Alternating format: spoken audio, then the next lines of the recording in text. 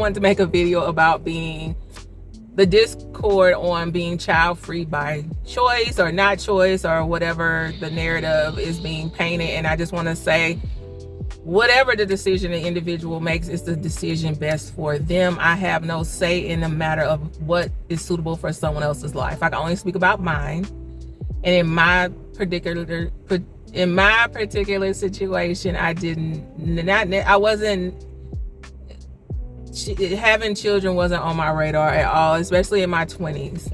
And the reason why is that I was coming into the formation of who I could be if given the resources to succeed. So college became my focus, and from there, people placed me under their wings, and I took the baton and ran. Meaning, when job opportunities emerged, I worked them. When academic opportunities emerged, I pursued them. There was no one in my ear saying, don't have kids, necessarily. Like, there was an undertone that,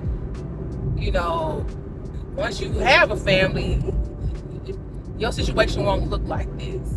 But there was no one screaming in my ear, don't have kids. And I didn't necessarily think badly of those who did. I knew there were things that I wanted to achieve based off the circumstances I was coming from, if that makes sense. And I can create another video about that later, but I knew I didn't have the wiggle room to fail. I didn't have the wiggle room to, things didn't work out, I could try again. I knew I had one shot and I had to figure it out. In my 20s I didn't have any of the partying, so I don't have any of the partying stories. I don't have party stories. I don't have, bad dating stories. Like, I don't have all of that because I knew I had one opportunity. I didn't have the wiggle room. So the gap year and all that stuff, I knew I didn't have that. So with that being said, when I was in college, there were girls who said, my parents sent me here to tide me over till I find my husband. And they were not African American. Because I went to public universities or state colleges. And so those were composed mostly of Caucasian students. And we didn't have, I'm not of the generation that had online courses. We ain't had online courses back then, early 2000s. Matter of fact, I started college in 1999, so we didn't have in fact, it was one little computer with internet. So online course wasn't even conceived of. And so there were girls who were in school just buying their time until they found a bachelor, I guess, who met qualifications, and then they were going to go on for sure and be at-home mothers. And I didn't side-eye like they were doing something wrong, but I was always like, well, wow, what would it be like to have your education paid for? And you wouldn't have to worry about financial aid and student loans. And literally their parents were paying for them just to buy the time to find them a husband.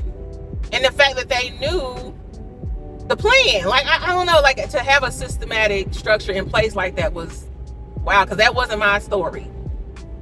My story, and I'm sure that's not a lot of African American females' stories. It was the opposite. You got one shot at this, so don't blow it.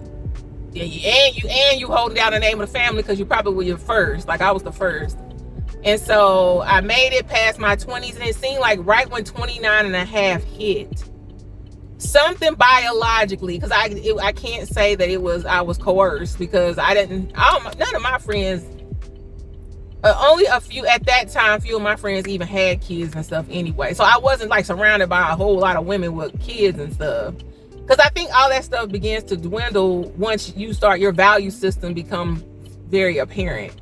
So typically you could be besties, but typically you would have to have such a solid friendship, because they begin to go into different direction. I think there's a Sex and the City show where this is depicted. It just that you drift away from each other once your value systems change or begins to go in different directions. So anyway, seemed like 29 and a half. It's like, that's when I was like, I think I really want a baby. But at that point, I wanted a baby. I didn't necessarily have to have a husband, and that was completely unorthodox then, because it was in them 2008s and stuff. It was still very much traditional space. Fast forward, I made it through my 30s, mid 30s. I ended up applying to school and stuff, and I had something else to kind of focus on, and I got heavy into traveling. And I was cool. In fact, I was to the place where I was tired of having a monthly cycle because it was so painful, and they were never giving me any.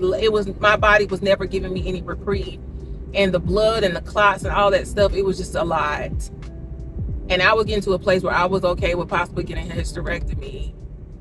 And then I made it to my 40s, and then that's where some tricky stuff started happening.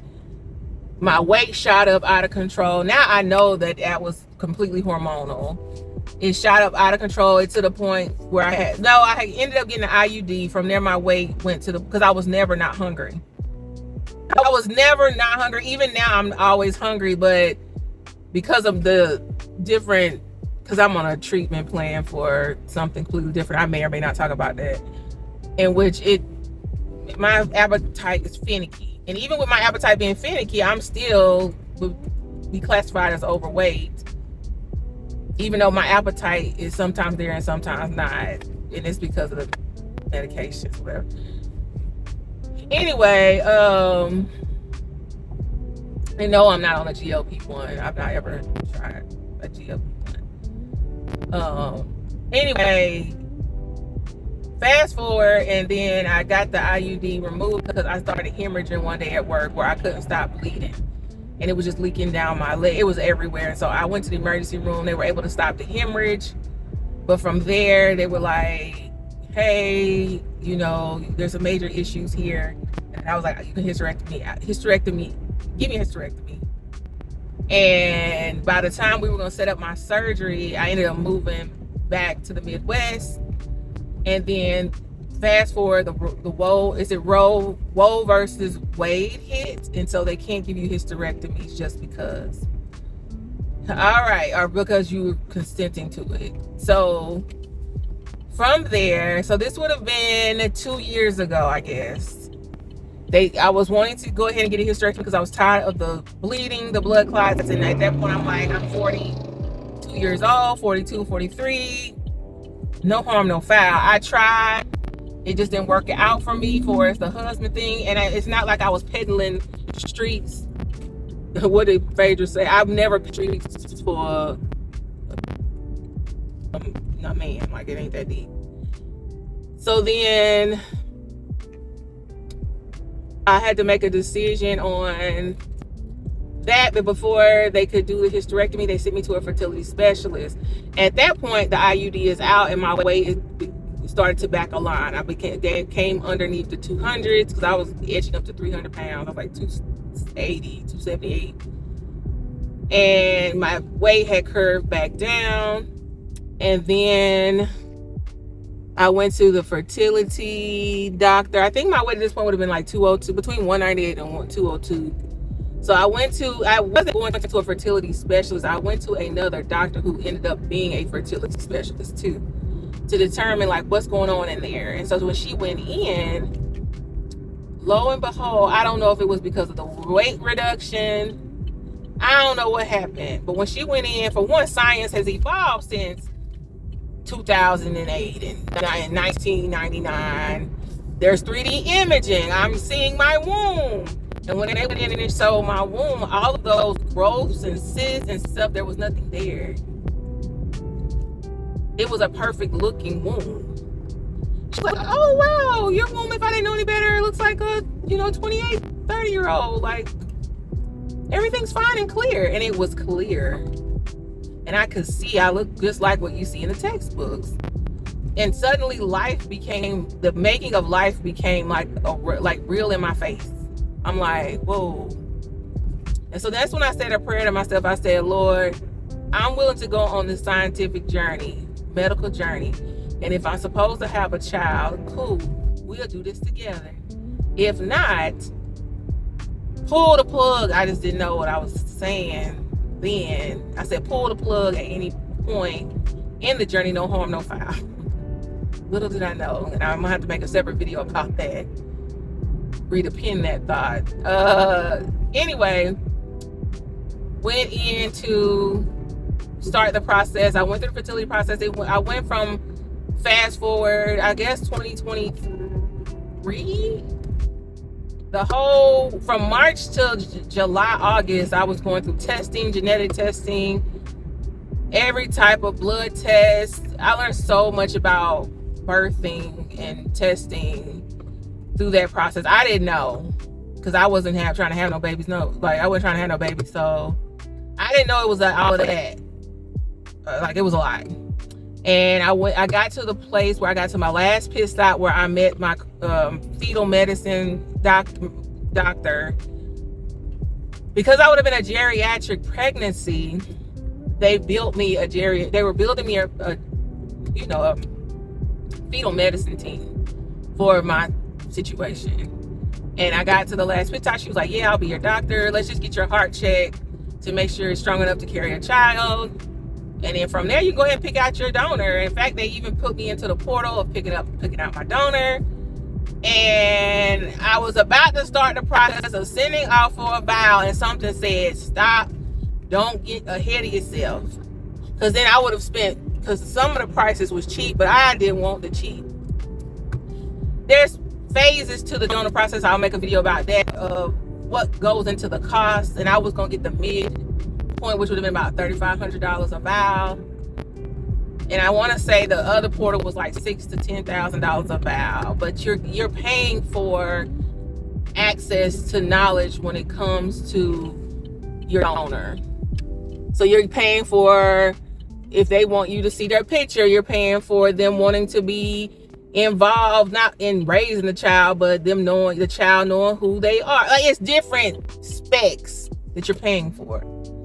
Anyway, got to the point to do the heart, did all the womb work. I got to see my cervix. I got to do all of that. It was so freaking amazing to see the 3D imaging, and that everything was fine. I had enough follicles for I was so surprised, because I'm older. I had plenty of follicles at the time. I don't know how many I got now, because my journey concluded. And I'll talk about that in another video. But yeah, and then, man, that was a cool process to watch. Anyway, or be part of. And then what happened? I ended up going to get, they sent me to a cardiologist. She had me hooked up to an EKG machine. The EKG was reading funny, and she was like, I just think it's the machine, because it's like, according to this machine, your heart is kind of all over the place, and it's almost reading like, she said, have you had a heart attack? I was like, no. She said, because it's reading like either you've had one, having one, or will have one. She was just like, I think it's the machine, because I said, I feel fine. And at that point, because with the fertility process, it made me want to start working out. So I had started working out and stuff. So then I did get to like 195 or whatever. So because I was working out consistently and stuff. So then what happened? Went and got my echo done, where they have you run on a treadmill. You're breathing through this machine. You're getting on this table. They're taking a picture of your heart. It's a stress test. I'm sorry. It's different between a stress test and an echo. It was a stress test and an echo at the same time. That was on a Thursday morning. I came in from work Friday morning, and my phone was ringing. It was calls. And I already knew from there my life would never be the same. And I'll make a video separate. So this one's going to stop with me talking about, like, having taken the stress test. The next video whenever I feel like making it's going to pick up with what happens after your stress test. Woo! But I said all that to say, now I'm in limbo, because physically I can have a child. I didn't have any abnormalities, plenty of follicles. In fact, I could have frozen my eggs, but I just didn't want to. I didn't want to freeze 44-year-old eggs, and on top of that, didn't want to be in a predicament. I guess I had foresight enough to know I didn't want to be in a predicament that I'm in right now, and I didn't even know it. That if I freeze these eggs and I find out that I can't use them, then I'm stuck having spent all this money. So I opted out of freezing my eggs. And then I didn't want to go through the pin pricking process by myself. I didn't want to go through giving myself shots and stuff by myself. So I was like, I was going to do the IUI because I physically was fine. And I said, well, let's just try. And I probably would have, now that knowing what I know, I probably would have got pregnant first round. I already know I would have, because the fact that the situation went the way it went, I was like, that was the Lord who pulled the plug. Anyway, which brings me to my next point. Technically, I'm not a childless by choice or not choice. I feel like my body was made the choice for me, because now I'm in a predicament where there was a fetal medicine and a cardiologist who's willing to watch if I wanted to pursue an IUI implementation. And I was supposed to contact her this month with my decision, and I haven't, and it's January, because part of me is gonna say no, because at the time I was trying to pursue an IUI, I wasn't a heart patient. I wasn't a heart patient. So in my mind, I was about to be a happy mom. Now that I'm a heart patient, my lifestyle has changed. When I say a soft, quiet life, there is no noise around my home except for when I'm watching TV. I keep things quiet. I burn candles. It literally looks like not a magazine, like Architectural Digest, but it's very decor in there. Because I tend to make my house as comfortable as possible to create a peaceful environment because of my new set of circumstances. And yes, I can get medicine involved. Like the doctor that would be my cardiologist, and my baby's doctor is stacked with credentials. I have no doubt that we would all be successful in this process. But what I don't know is the variables that I don't know. I don't know what at one point my body is going to draw off of my heart. I don't know what type of child I would have as far as the delivery process. If my baby if my baby would stay in me the entire time and I could have a C-section, great. But I can't control that variable. And what if I bust into labor?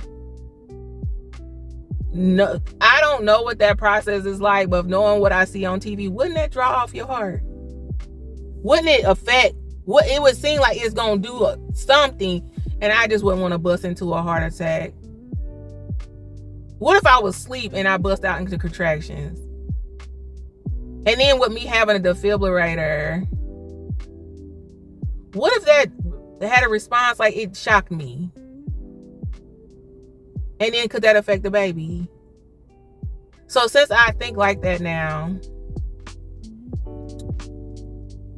and yes, they said they were going to hook me up to several monitoring machines. And yes, I will be checking into the doctor probably 2-3 times a week or weekly. So I would feel taken care of. I ain't knocking that. It's just the variables that I can't control doing it by myself. And this is where I hate that I'm feeding into the red pill and all that type of community. But to be honest, if I were going to pursue a child, I would want to pursue it with somebody, because it would suck to go through mortality issues during the process of having a baby and then bringing a child in to be an orphan completely. And that's a selfless decision to be like, I don't know. So I've just kind of held off and let the chips fall where they may. It could be that tomorrow I bump into somebody and we go through this together. But as it sits today in 2026 in January, blindly running into something just because I feel like it's not where I'm at anymore. Sitting out down and having the wherewithal to say, yes, I think I would be an amazing mother. I'm doing all of the work. I did the therapy. I did the healing my inner child. I've done all of that. I'm having an excellent, who's to say? I'm gonna say, because I love God so much, I love Christ. I have been building an excellent relationship with the Lord. One that I'm proud of, even if he said I could do better. Like, I'm proud, and we're not supposed to have pride. I couldn't be more excited about the strides I have made in my relationship with the Lord. I got a lump in my throat from that. So the work was being done to be a good mom. Whether or not I would have been, to my child's opinion, I can at least say I did the work. So with that being said, to make the selfish decision, like, but then I don't want to put, so let's just say I made it through the pregnancy. I can't control the variables out of pregnancy. You know what I mean? Like, does that create a higher mortality? Like, I don't know what I don't know. And it's just like jumping head first into something like that. I don't know. And because I don't have enough information, I have not been around friends to where I inquired. Because I had friends who had babies, but at that point I wasn't on that. I wasn't on having a child. So I never inquired about, I wasn't hanging out with them discussing what is it like being pregnant. I didn't care at that time. Me being honest, in my 20s, I could have cared less about childbearing. So I don't know. Sometimes it's not that a person is childless by choice or not choice. Sometimes it's happenstance. And I don't necessarily feel one way about it or not. Like, I don't feel that I'm missing out because now I have a new set of circumstances that I'm working through. So that right now takes my mental priority. There are times when I see parents where I'm like, oh man, I would have had a 1-year-old. If I would have been planted, I think I would have like an 18-month, or when was that? I would have been planted October of 2024. I think. Or 2023. October 20, it was either 2023 or 2024. So my baby will be 2.